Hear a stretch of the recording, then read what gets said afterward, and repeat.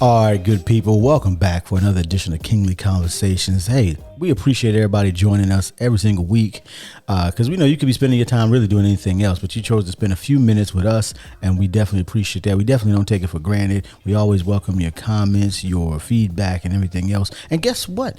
I found out this week we're on Audible. Yeah, like I didn't even know. I had no idea that we were on Audible, man. It's crazy. Hey.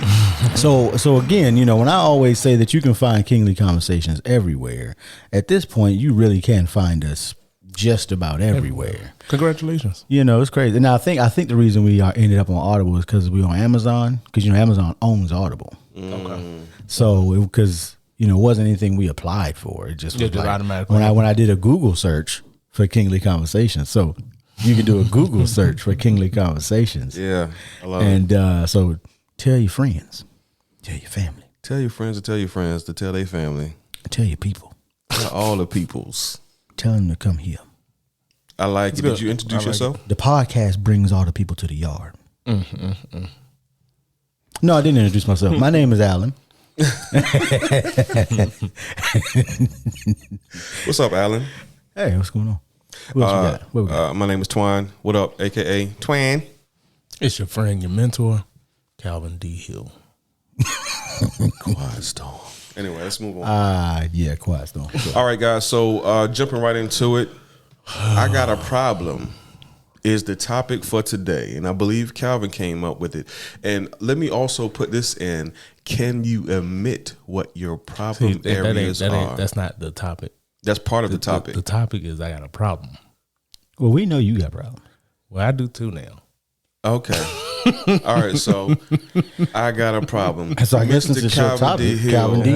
What's your What what you got? What'll be How we hollering starting about this? today? All right, so it's a question, really. Can you admit what your problem areas are? It's a question. It's not a statement. It's a question.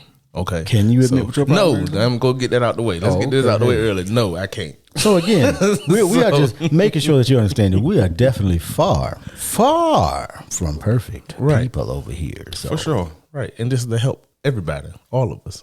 So, everyone's and everyone. it's some problem areas I can admit I kind of jumped that hurdle pretty easily. Other problems or other problem areas I don't handle as well.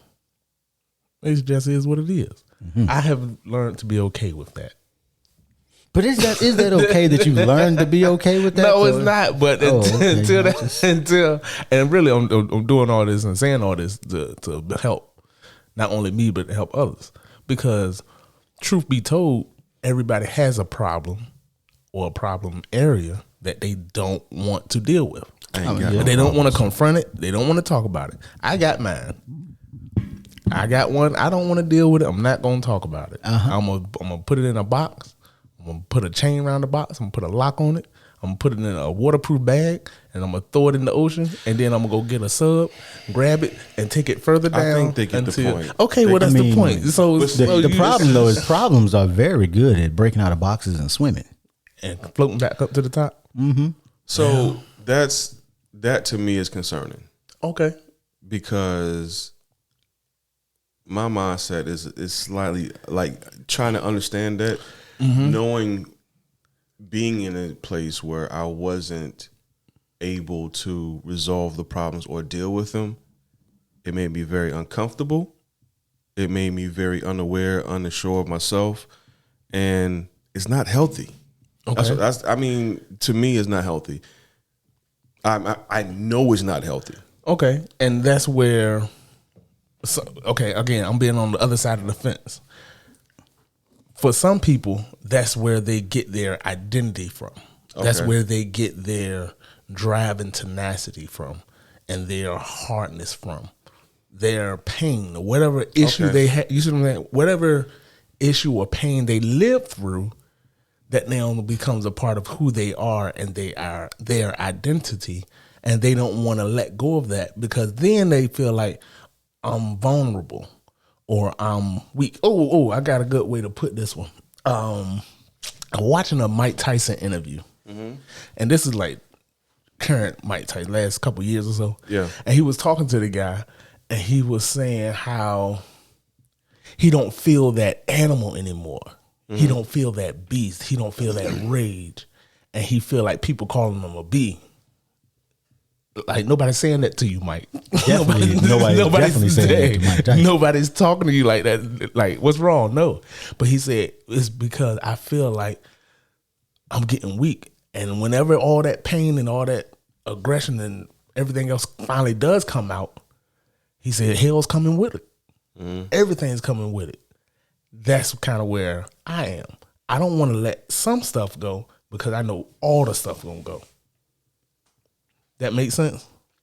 Not to say it's right, not to say it's healthy, not to say it's justified, but that's where it is. And that's where I think a lot of people are in their life.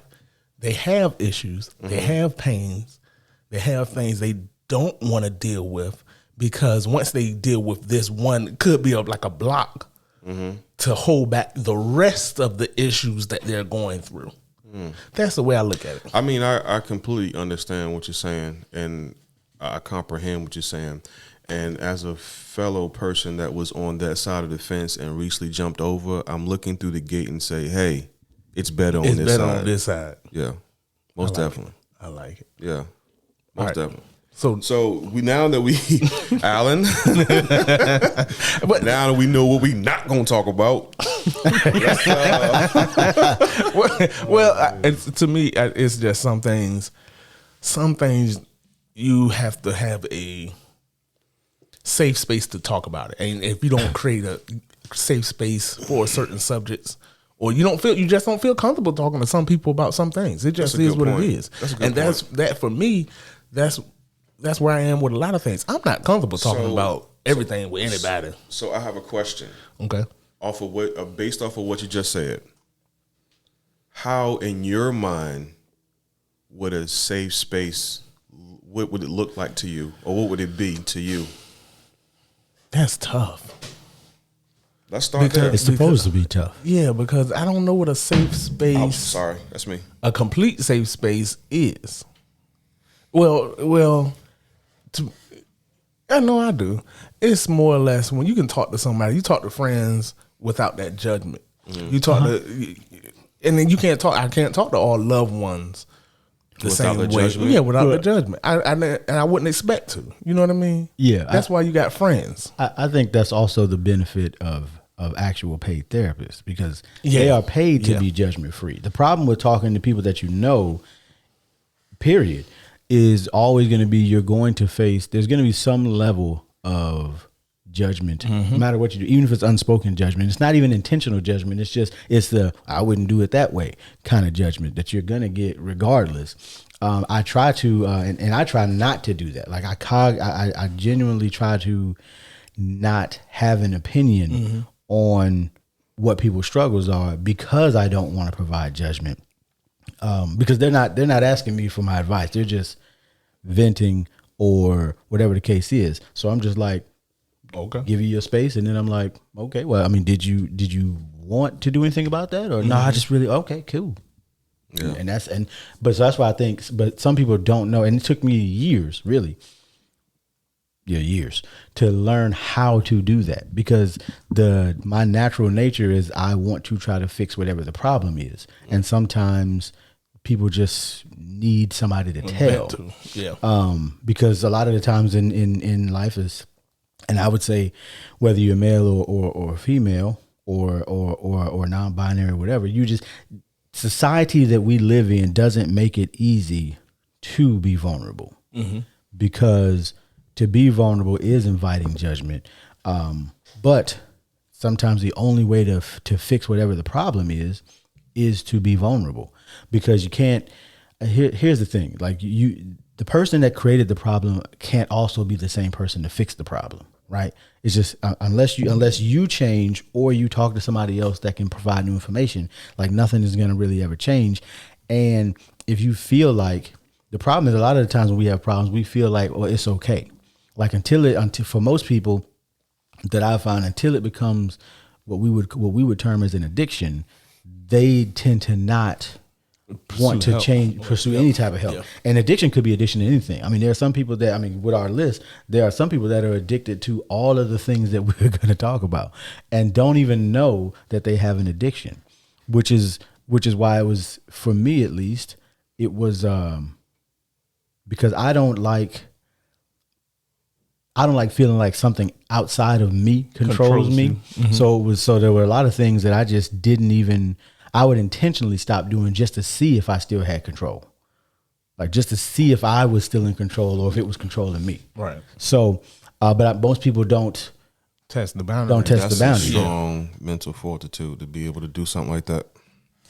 Yeah. I didn't think about it at the time, but it was, for me, it was just like, I saw it too often. Mm-hmm. Not even with people, not necessarily people in my family or whatever, but I saw it whether it was on television, I saw it whether it was just in society at large. I would see that people would get so into whatever it was that they just couldn't bring themselves to stop. Like they just, whatever it was, it could have been, they would neglect other areas of their life just to have this endorphin release, which is essentially what it was for them. And I said, okay, I don't want that to be me. It was actually while I was in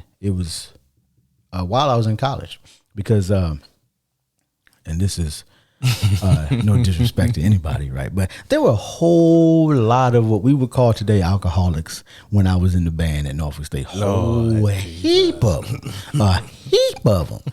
And you gotta be able to get the shakes to do all that. Yeah, okay. I'm just joking.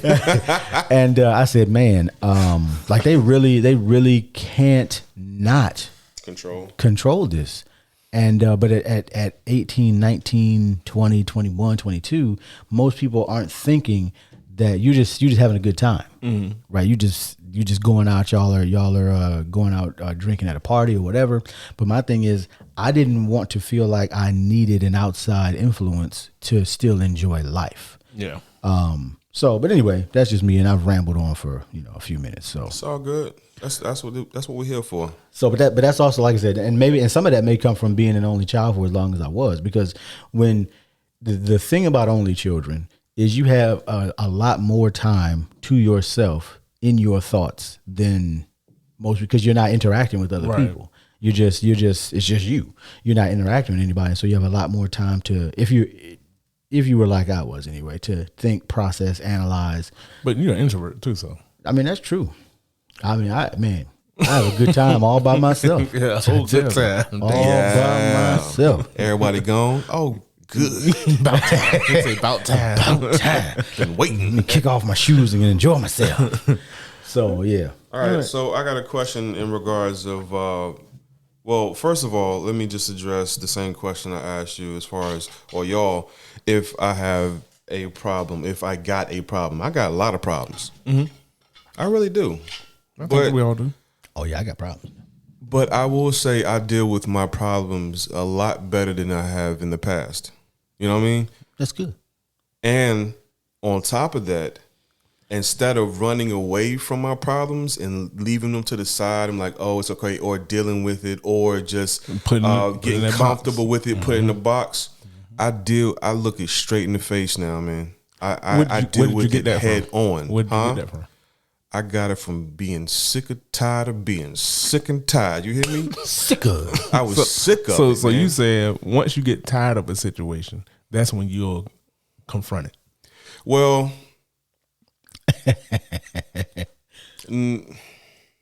because that kind of in assertiveness.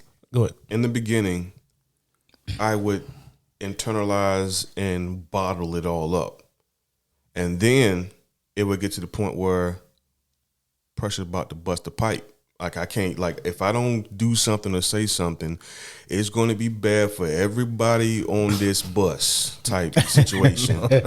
So instead of doing that and being the bipolar, crazy Zoe that everybody used to know, I was able to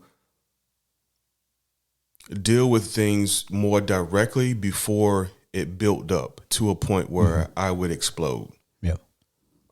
Even the things that made me very uncomfortable and would give me anxiety, to the point where like I would shut down. I wouldn't talk to you. I would isolate myself. I would do a lot of things to avoid some of the problems I was having. But in recognizing that I did have problems, and that I started pointing fingers at everybody else, like it's not me, it's you. I started looking at myself as the problem. And then I was able to start fixing those things about me that a lot of the problems I had was coming from.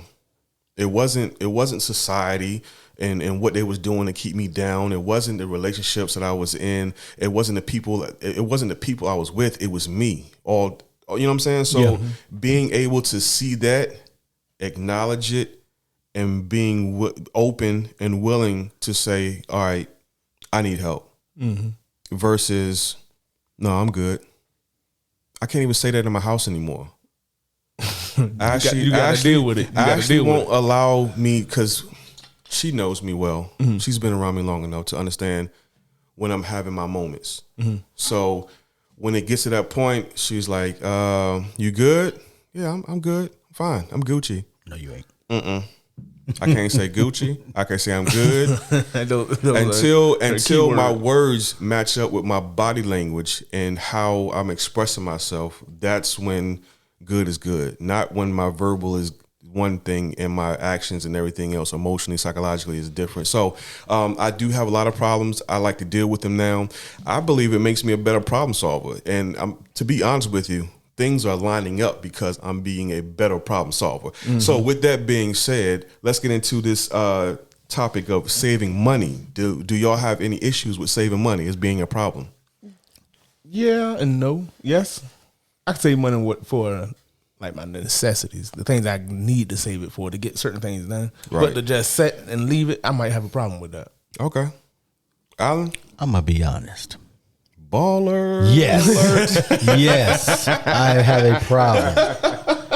I am a chronic non-saver. Chronic non-saver. So Habitual. I'm habitual. I mean, we are habitual spenders. We spend okay. And I think, and so I think a lot of people have the same issue, but I think some of it even comes from society. It comes from your upbringing.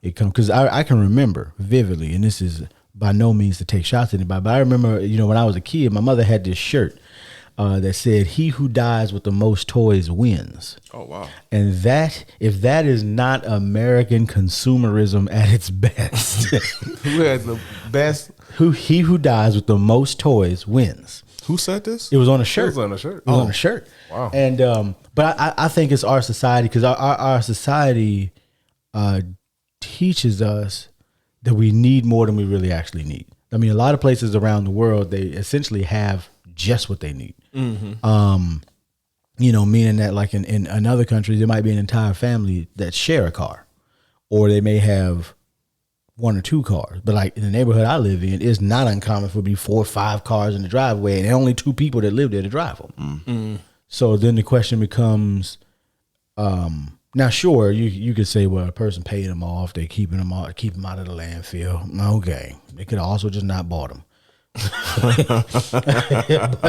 but if you got, so I think that our society encourages us to spend. Most and definitely.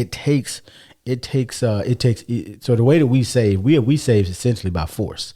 In that we had to, because we wouldn't probably have saved, we're not natural savers, so we had to set up essentially systems that force us to save money. Right.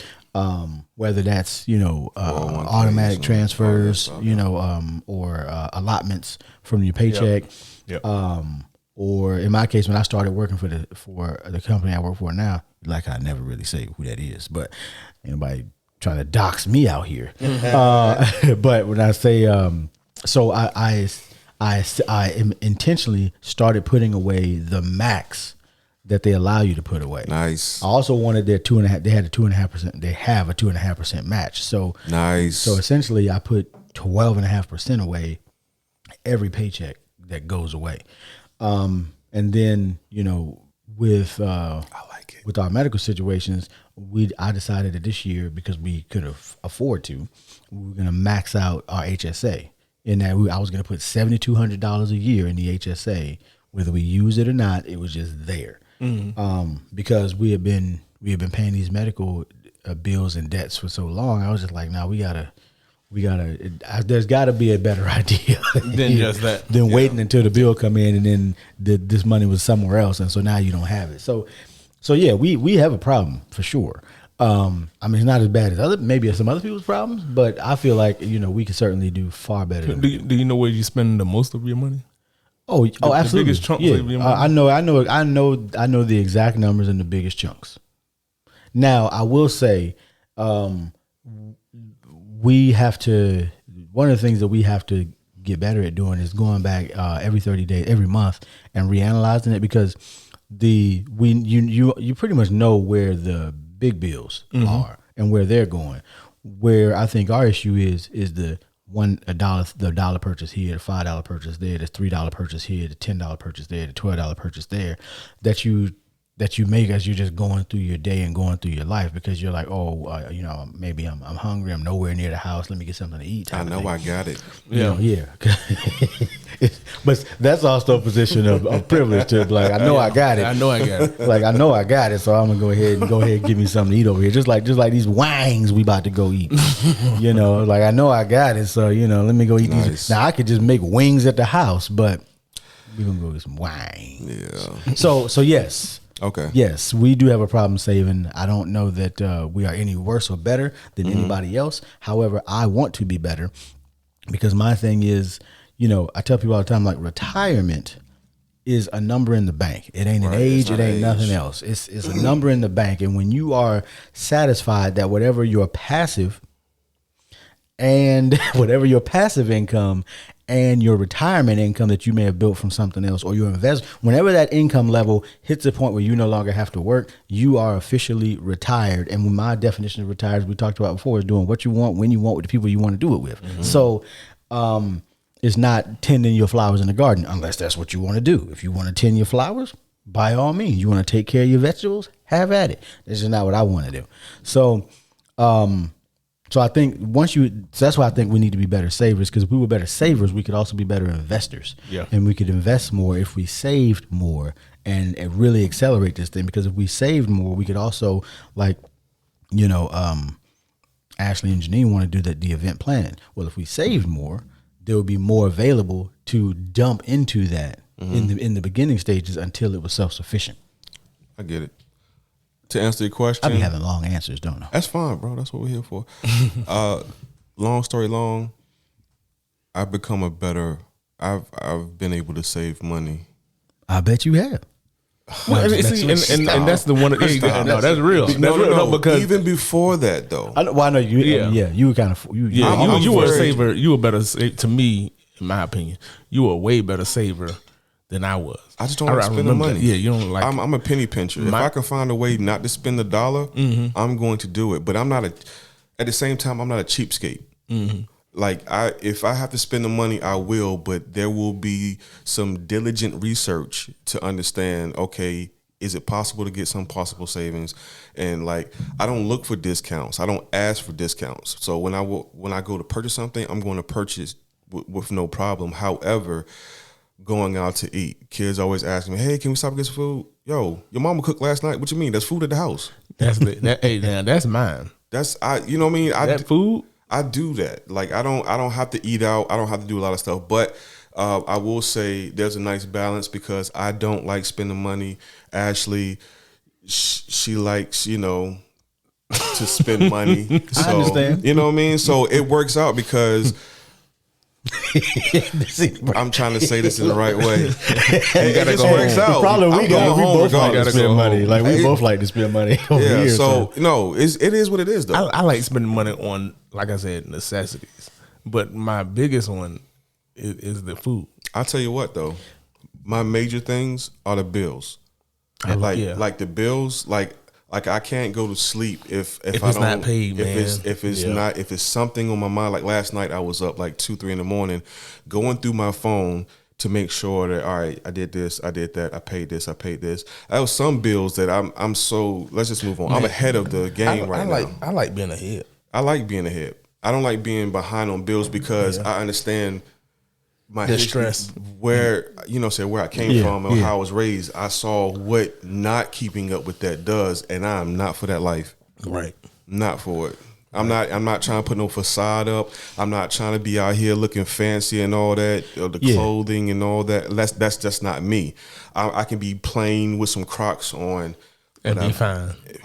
Well, yeah, and plus, to me, I think be good. I think you want to be ahead because you just never know what's going to happen. Like if you, like in our case, I try to pay our car notes as ahead as we can. Essentially, what I do though is I just pay extra. Mm-hmm. So, like at one point in time, we had like 4 months where we could just go without paying the car note if we needed to shuffle that to somewhere else.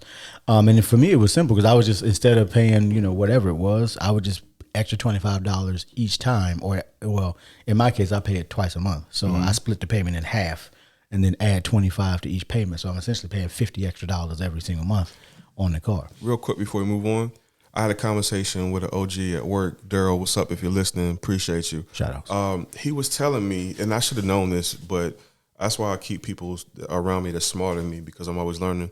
So he said, if you split the bill up, like if you pay half on it, like say for example, your bill is due on the 25th, you pay half of it around the halfway mark before that, like the 15th or whatever, 10th or whatever, pay half of it then, and then pay the other half on the day of, because you're getting charged interest daily. So if you pay it, you get to cheat that interest. You get to cheat the interest, and you'll be saving money in the end. So you'll be paying, less in the end than you would before. So that's what with all your vehicle, house, whatever. That's pretty. The other thing you do is if you have it, because if you pay the, like you put the entire payment the day of, then you essentially cheat all 30 days of the interest that you would have had, because the interest is now compounded on less money from day one. But if you don't, then split it in half.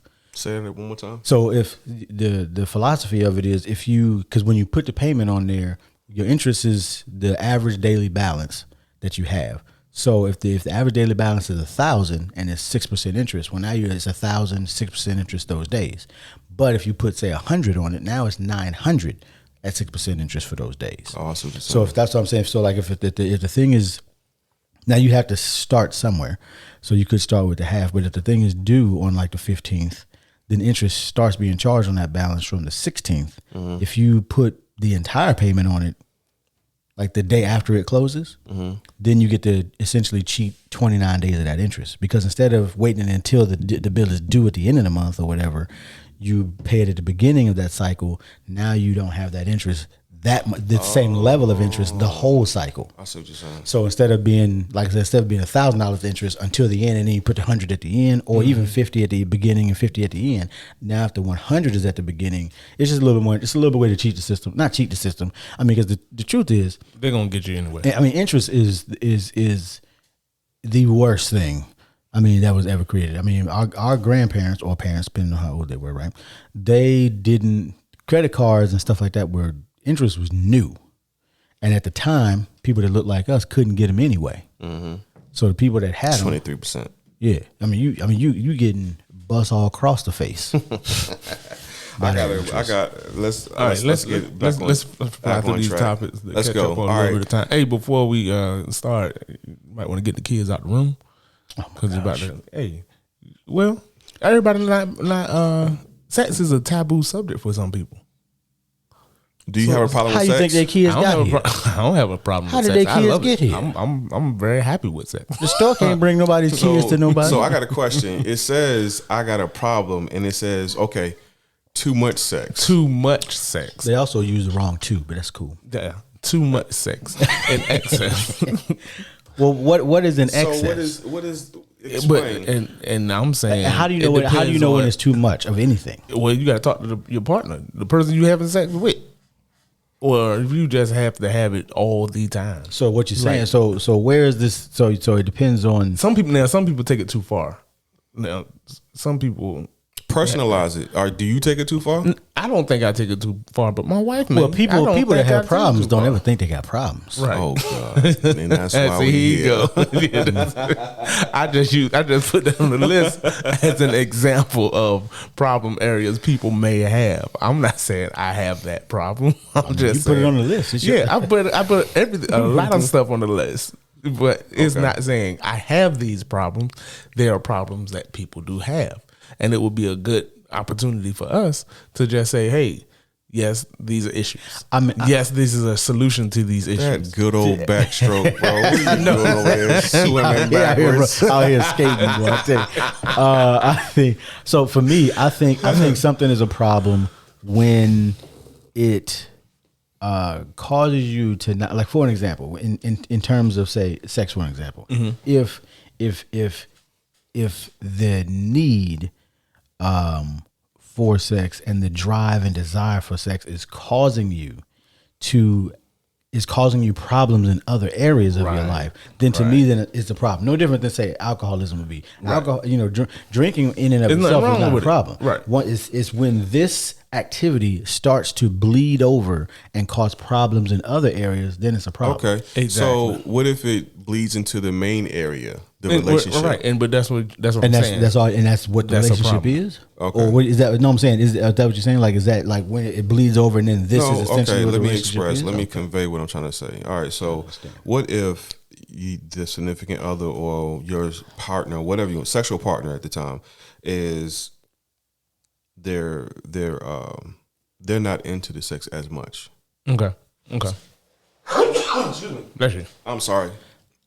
But you the person that's like, yo, to the sunrise, to the sun go down to the sunrise, let's do a marathon. And like, no, it's too much. And then you have the vice versa, to where like you good with a session and then there's like, you done? Right. So Yeah. you know what I'm saying? So that's what I'm thinking about when I'm thinking about sex being a problem. Well, and both of those things could be a problem. I think in that particular case, it depends on the two people involved. Because if you out here and you saying, you know what, I just want to drop the glizzy destruction down from sun up to sundown. Boy, y'all expressions is killing me. If you out here and you just like, you know what, we going when that music drop, we got a playlist of 24 hours worth of songs. Then and the B-side. they not on that, then that is just a discussion. Okay. I mean, and you as a person, not you, but you. For those that aren't watching the video, I pointed at the camera. There you go. But for you, that's in the relationship, because I mean, fortunately or unfortunately, depending on how people look at it. I mean, some people are out here with dolls and robots and other stuff. But if you are engaged in sexual relations with a person, then there are two people that have to be okay with whatever it is. Whether that's too much, too little, not doing it right, doing it too right, or whatever the case is. Because here's the thing: everybody may not like glizzy destruction. We about to try some. They might like it a little more. They might like it a little more romantic. So it could be problems either way. But I think having that discussion, and then what happens if because as you age, or even your sex drive changes, stuff changes. I mean, and it could be psychological, it could be physiological, it could be biological, and you just don't know. And your partner. This is why it's important to have communication. But well, that's a great segue. It is a great. We'll get to that. That's the next one then. So that's why it's important to have communication, because slide right into you need to be able to talk about that. So that does bring us into communication and listening. Y'all bounced right out of that one. Good. I like that. Oh, we can stay there. No, let's just move on. Let's move on because we got to get to the rest of this. Communication and listening. So, in regards of communication and listening, I'm much better at it. I don't have a problem with it. I definitely listen. Communication, I'm still working on, because sometimes I feel as if some things people aren't ready for. But other than that, I'm good on communication and listening. This is the problem I have. And I tell people, like, this is, I don't know why. And I've been trying to work on it. It just doesn't, I don't know, maybe I need to seek therapy about it. So when it comes to communication and listening, I have a hard time. Like, some people can just like tune out the TV, but I have a problem. If the TV's on, I'm paying attention to it. I guess, I don't know. I think maybe it stems from, because, when I was a kid, I never wanted to miss anything. And I didn't want to feel like I was missing anything. So if there's a show on, I'm like fully engaged in the show. And I might not hear nothing else going on around commercial coming on.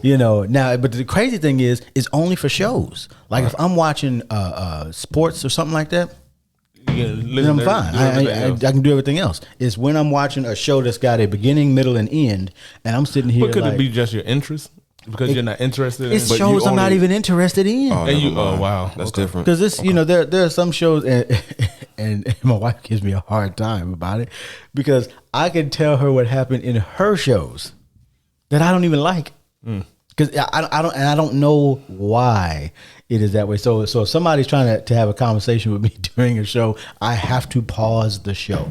Calvin, I literally have to pause the show, or I will miss large parts of the conversation.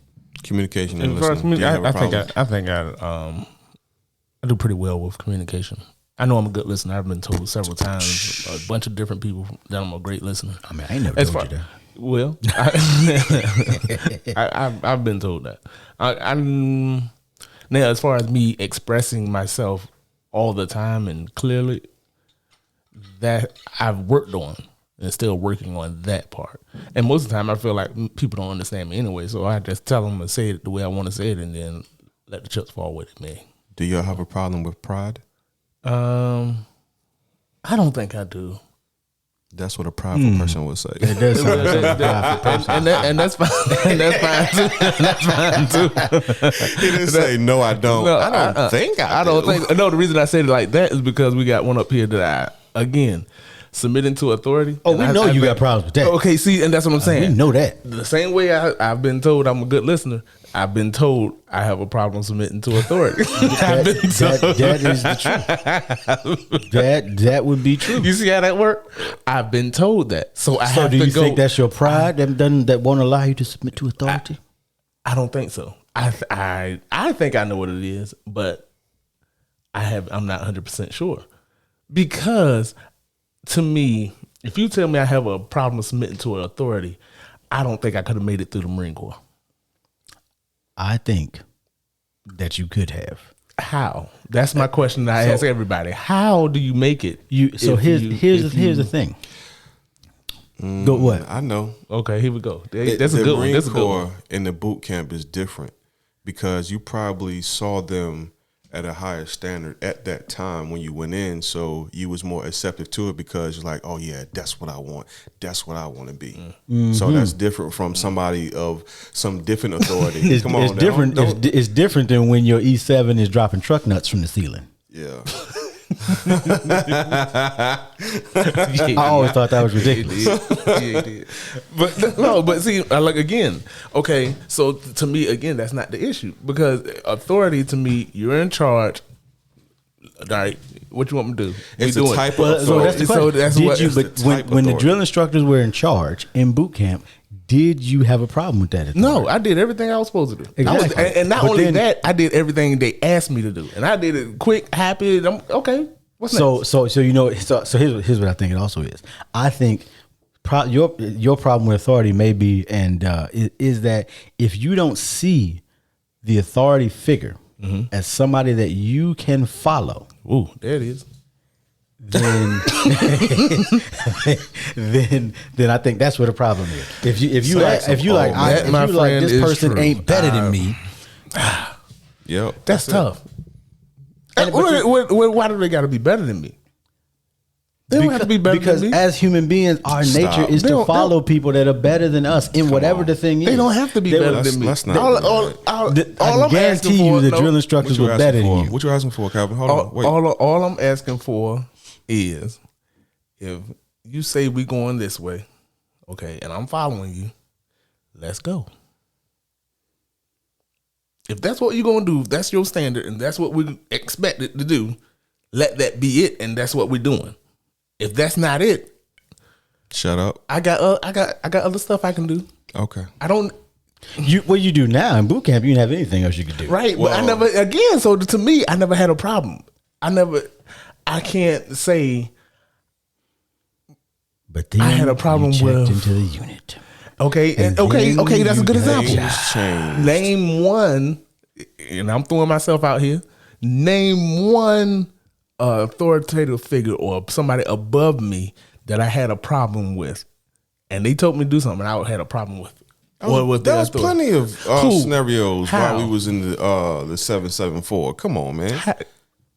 See, and that's There was okay. officers that you was disagreeing with, like, you ain't no leader. Come on, man. Let's not do that. No, because my thing is, okay. You just told me to tell you one. I just told you one. That's a bad example. How is that a bad example, my God? What? How is that a bad example? No. All right, oh look. my gosh. So no, this is some of that comes from. If you're in charge, you're the leader, you're the person that set the tone, right? It's not much of a discussion. I'm in charge. You get that and move it. What I need to cuss you out for? Oh, so now we back to slapping people in the face. Yeah, no. I'm like that. Yeah. Because to me, that's where most of my conflicts come in. At. Well, and I mean that's going to be a problem in the in a militaristic environment because people. But I don't know why that's the standard. But that's my issue. My issue is never you're in charge. You're doing X, Y, Z, or we got to get X, Y, Z done. Okay, fine. What do I need to do to make sure this happens? But goes into okay. But when you start crossing the line of you cussing people out and you want to threaten people, that's you though, and you want to put your hands on somebody, and you want to who was putting their hands on people? Oh, you ain't never you never got your hands put on? Oh. No, not one time because they would have been dead. Well, okay, see. But that's not right. That's the situation. No, here's my thing. That's not right. Once you put your hands on me, it is assault, and I can do what I want to you. That's not right. It is because legally that is right. They're in charge. No, you are in charge of what I do. You are not in charge of my body. Okay, so if you come up and put your hands on me, it will be hands laid. Hands will be laid. Hey, straight up. B. So every time I got thrown into that situation, people saw it as I was against authority. That's not it. You didn't see the whole story. You didn't see everything they said and did and touched me. But see, because that's usually what happens in the NBA too. The person that retaliates is the one that gets. What it boils down to is the people that are in leadership positions don't have leadership qualities, and that's your problem. And that's my issue. Okay, that's all I asked. If you're in charge, just demonstrate some of the skills of leadership the best you can. I'm not asking you to be perfect. No, but everybody don't read like you, and that's fine. So how they supposed to know what leadership is if they've been taught by somebody else who did the same thing to them? Let me help you. Oh Lord. this is what I'm good at this. I'm good at this. Because I'm gonna give you an example. Okay. Or I'm gonna train you how to deal with me. And I believe in that. You teach people how to deal with you. Mm-hmm. And that's one of my issues. You're in charge. Okay, this is how you need to deal with me. Simply ask me to do it. I'm gonna do it with a smile. Matter of fact, I'm gonna be happy that you asked me. Because I'm going to go do it. I'm a team player. I want to see it accomplished. Now, when you say, hey, Calvin, you MF a mother, you such and such, I'm going to touch you, and I'm going to punch you if you don't hurry up. Oh, okay. Come here. Come close. Come closer, child. Come close to me. I'm going to smell you. Because I like the vibe you're giving me right now. Keep that same energy, player. Yeah, you keep it right there. Keep it right there. Oh man! But I'm like that, and I know I'm like that. So that's you have a problem with anger. Got it? No, that's not. We gonna roll like that. We gonna roll it. I know that I have, and depending on what the situation is, I certainly like when I was younger. I certainly had a problem with anger. I mean, right. I would if I bumped into a cabinet, maybe it was left open or something, or whatever, or however I bumped into it. Now I want to punch the cabinet. I had yes. Dude, what? Yes. But he said he said I had it. I had that anger problem. But my mother assisted with that because what she saw, because that entire side of my family just has issues with their temper. Just does. I don't know if I don't know what it is. Maybe it's from coming out the deep South and being slaves at some point. Who knows? But they were the Williamses were certainly more Nat Turners than the Shorters. Got it. The Shorters, by comparison, I would probably say, what was that dude's name in Django? Samuel L. Jackson's character in Django. I don't know. I'm thinking about his name was Calvin. What was? So anyway, but that character, I would probably say that they at least from what I know, or Uncle Ruckus, they would have been more on that side. Whereas the Williamses, I mean, they were like, we just gonna kill you then. So that temper was certainly deposited. So you say you had an anger problem. So did you have an anger problem, sir? Who, me? Yes. Yeah, y'all was crazy, man. And definitely I still do have a few. It's not as bad, but I got anger issues, man. Because first of all, you not gonna tell me what I am and what I ain't gonna do. I ain't built like that. I was raised on a sheltered life and I was told what to do and all this nonsense. Man, I'm grown. My parents gone. Don't push my buttons. And it's a lot. It takes a lot more now to press my buttons to get me to that point of anger than before. Before, I had a very short fuse, and I wanted to fight. And it wasn't even a physical fight. I wanted to beat you down mentally, psychologically. I wanted you to cry in the corner because you say you looked at me wrong or you tried to do something that wasn't, it was against the benefit of me just because I feel like you being spiteful or whatever. Yeah. But no, I do have anger issues, and I'm with the fuck. Oh, excuse me. I'm with the. I forgot. Sorry, forgot I was on air. Oops. Blick it. Hey, it's in there now. I tell you what. Don't mess with my money. Don't mess with my family, and we good. Those are the main things right now that would throw me over the edge, and I would go to jail comfortably. As far as anger, any of them, and that's what. Yeah, well, I mean that's I understand that because for the most part, I mean, now the crazy thing is I'm probably the same way. For some reason though, and I didn't realize this was going to be me until after I got married.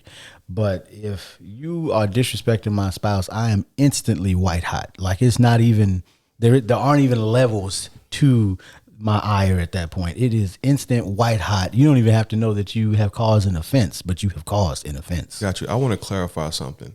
When I say don't mess with my money, it's not the money per se, but don't try to put me in a situation that's going to jeopardize me from getting what's owed to me. That's what I meant by that. Okay, just want to be clear. Okay. And I also have a problem following people. I'm not a follower at all. Not a follower. So, Mr. Calvin, what's that? What you mad about? You mad about nothing? Okay, I'm fine. Do you care too much? Do you care too much? I think I might have that issue. I care. I do care about a lot of different things. As far as anger, I don't think I've learned to manage it.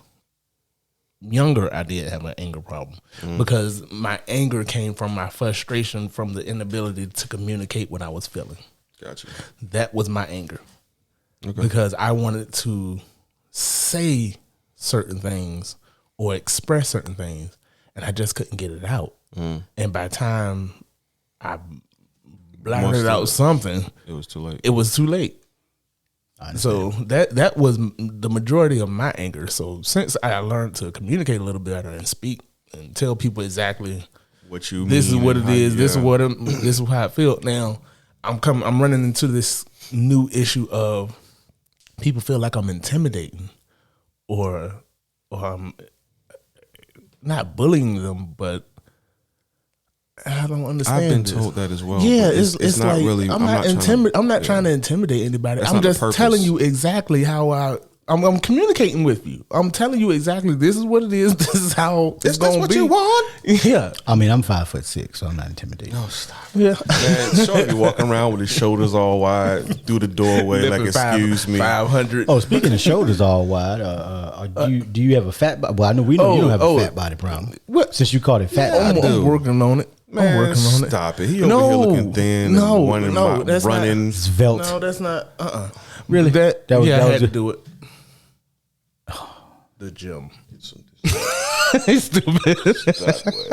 All right. So anyway, back to normal. Please stop. Oh, we're like Johnny Bravo.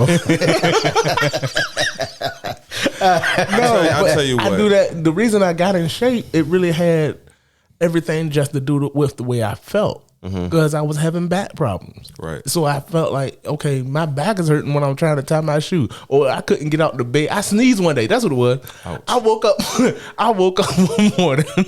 This is in the winter. I woke up in the morning. I sat on the side of the bed. And I stood up and I sneezed and fell out.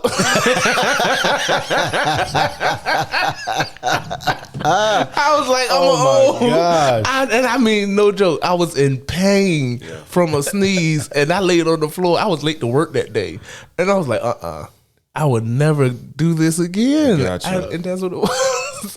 So I don't feel like, I got to stay in shape, in a decent shape. I'm not out of shape. I'm just a shape. All right, Round is a shape. I'm strong and round. What can I say?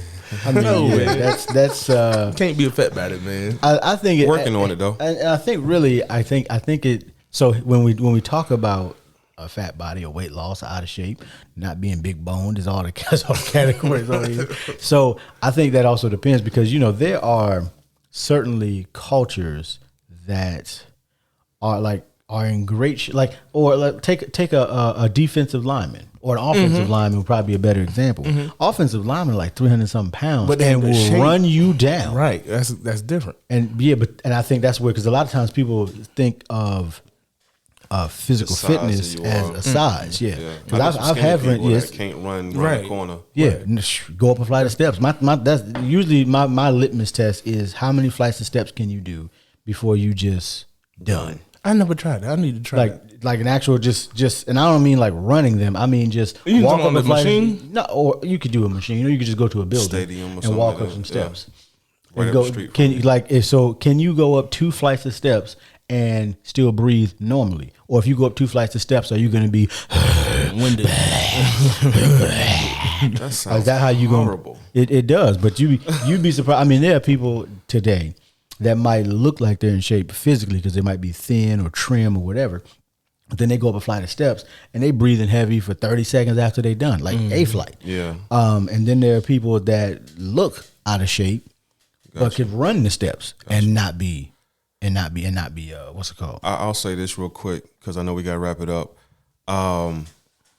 I know that as far as being like body fat and weight loss and being a fat body, but recently I've actually asked Ashley to like, hey, you want to take a walk in the morning? So that's what we do now. So That's nice. I know I have a problem, but again, it's something that I'm working on. So I'm actually incorporating some walks and thinking about doing some cardio along with the weights. I'm taking a break this week. Any 'cause I'm closing hurting. thoughts? Heck yeah. You started off with it. Let's All right, let's get it. Well, for any problem you have, any situation, any whatever it is, change your habits. Do small changes to your daily routines, and that makes a major difference. Goose? I think you have to identify that you do have some issues, and that is going to take some kind of self-reflection or introspection or whatever people want to call it. But you got to look at, take stock, take inventory of your entire day, your entire month, and say, okay, where are some places where there are issues? And then once you identify the issues, develop some kind of a plan to try to work through them. And then you might need to ask other people, because a lot of times we are blind to ourselves. And so you may need to ask other people, hey, what is it that you see as an issue that I may have? Especially if it's people that spend a lot of time with, or people that live in your house, they see you more than most people do. Or ask the people at work, because they see you 8 to 10 hours a day. So ask people around if you can't figure out that you have a problem, because everybody got problems. Then the question becomes is, once you figure out you got a problem, do I want to do anything about this problem? Yeah. That was long. It always So is. in short, I'll just say being able to deal with your problems will make you a better problem solver. That's all I got. Nice. All right. See y'all next week. Yeah.